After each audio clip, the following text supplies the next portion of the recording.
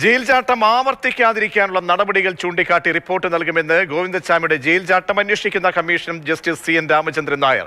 സർക്കാർ അതായിരിക്കും ഉദ്ദേശിക്കുന്നുണ്ടാവുക. ജയിൽ അധികൃതർക്ക് വീഴ്ച സംഭവിച്ചുവെന്ന് പ്രഥമദൃഷ്ട്യാ തന്നെ ബോധ്യമാണെന്നും ജസ്റ്റിസ് CN രാമചന്ദ്രൻ മാതൃഭൂമി ന്യൂസിനോട് പറഞ്ഞു. കേസ് പ്രതി ഗോവിന്ദച്ചാമി ജയിൽ ചാടിയ സംഭവത്തിൽ സർക്കാർ അന്വേഷണം പ്രഖ്യാപിച്ചിരിക്കുകയാണ്. നിലവിൽ നടക്കുന്ന പോലീസ് അതോടൊപ്പം തന്നെ വകുപ്പുതല അന്വേഷണത്തോടൊപ്പം തന്നെയാണ് ഈ അന്വേഷണവും നടക്കുന്നത്. റിട്ടയർഡ് ഹൈക്കോടതി judge justice CN Ramachandran Nair, അതോടൊപ്പം തന്നെ മുൻ DGP ജേക്കബ് പൊന്നൂസ് എന്നിവരടങ്ങിയ സമിതിയായിരിക്കും ഇക്കാര്യങ്ങൾ അന്വേഷിക്കുക. ഇപ്പോൾ CN രാമചന്ദ്രൻ നായർ ചേരുന്നു. എന്തൊക്കെയാണ് പ്രധാനമായും പരിശോധിക്കുക? അല്ല, ഈ കമ്മീഷൻ്റെ ടേംസ് ഓഫ് റെഫറൻസ് നമുക്ക് കിട്ടിയിട്ടില്ല. അത് ഗവൺമെൻറ് എഴുതിയുണ്ടാക്കി ഫ്രെയിം ചെയ്ത് അയച്ചു തരും.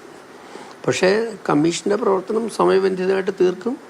പ്രധാനമായിട്ട് സർക്കാർ ഉദ്ദേശിക്കുന്നത് ഏത് രീതിയിൽ ഇങ്ങനൊരു സംഭവം ഇനി ഉണ്ടാകാതിരിക്കണം, അതാണ് സർക്കാരിൻ്റെ ഉദ്ദേശം. അതായത് ഒരു കൊടും കുറ്റവാളി തടവ് ചാടി, അങ്ങനെ ഒരു തടവ് ചാടൽ ഉണ്ടാകാണ്ടിരിക്കാനുള്ള നടപടികൾ, പ്രിവെൻറ്റീവ് സ്റ്റെപ്സാണ് പ്രധാനമായിട്ടും കമ്മീഷനോട് ചോദിക്കാൻ സാധ്യതയുള്ളത്.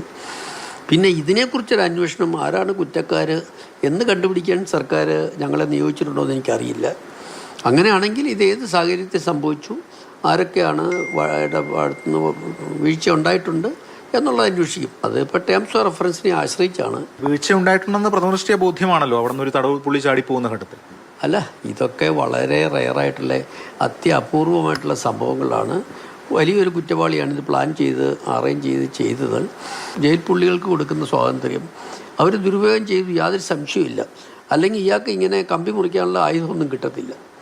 അപ്പോൾ തീർച്ചയായിട്ടും അതിനെക്കുറിച്ചൊക്കെ എങ്ങനെ നടപടികളെടുക്കാം, എന്തെല്ലാം രീതിയിൽ ഇതൊക്കെ തടയാം, ലൂപ്പ് ഹോൾ ഇല്ലാണ്ട് ജയിലിലെ സുരക്ഷ എങ്ങനെ ഉറപ്പുവരുത്താമെന്നായിരിക്കും സർക്കാർ ഉദ്ദേശിക്കുന്നത്. പിന്നെ ഞാൻ പറഞ്ഞില്ലേ, ഓരോ ഇൻസിഡൻ്റ് ഉണ്ടാകുമ്പോഴാണ് അങ്ങനെ ഒരു ഇഷ്യൂ ഫോക്കസ് ചെയ്യുന്നത്. ഇതിൽ ഈ ഉദ്യോഗസ്ഥരുടെ ഭാഗത്തുനിന്ന് വീഴ്ച ഉണ്ടെന്ന് ബോധ്യപ്പെടുകയാണല്ലോ ഈ ഘട്ടത്തിൽ.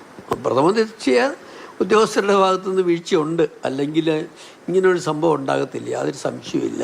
സമയപരിധി ഉണ്ടോ? അങ്ങനെ സമയപരിധി സർക്കാർ സാധാരണ 3 മാസം 6 മാസമൊക്കെ തരും. അതിനകം റിപ്പോർട്ട് കൊടുക്കാൻ ശ്രമിക്കും. എത്ര നാളുകൊണ്ട് ഇത് ചെയ്ത് തീർക്കാൻ കഴിയുന്നുണ്ടോ? ഇതിൻ്റെ റിപ്പോർട്ട് കൊടുക്കാൻ ഒരു 3 മാസത്തിൽ കൂടുതൽ വേണ്ടിവരില്ല, അറിയില്ല. സർക്കാർ സാധാരണ 3 മാസവും 6 മാസമൊക്കെ തരാറുണ്ട്. ക്യാമറമാൻ മനോജ് മാടശ്ശേരിക്കൊപ്പം S. രാഗിൻ, മാതൃഭൂമി ന്യൂസ്, കൊച്ചി.